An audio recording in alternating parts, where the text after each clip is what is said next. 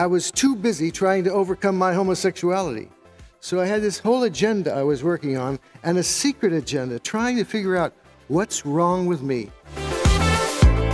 We painted our faces, we were a resting place for the... Issues facing Central Ohio's lesbian, gay, bisexual, and transgender community will be front and center a little later today. It's part of an equality forum, which will take place in downtown Columbus. But now it's just traces as we fade in black and white. We put makeup on with no light. We're too... The Ku Klux Klan came to visit our church in Dallas when being gay was not so happy as it was today. And they took a long back row, and the police came with them and the reporters came with them. The oldest woman in our church, we all consider kind of the mother of us all, said, "Well, you can sure tell they weren't gay."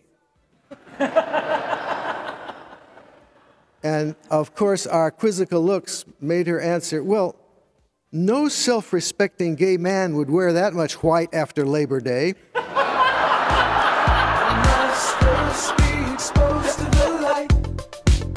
I trust first, then secondly fight with all my might. On April 4, 1968, I was coming up the stairs to my apartment, and I opened the door, and Lila was sitting there by the television set crying, and I had no idea what had happened. And she turned around and said to me, "Dr. King has been assassinated." Because I had met Dr. King when I was 17, and he had been, perhaps, I think without question, the one who taught me more about Jesus than any seminary professor or pastor could. Soulforce, it's an organization started back in the late 90s. It's all to help the LGBT community in hosting the event, hoping to bring attention and make changes with local churches and faith-based organizations.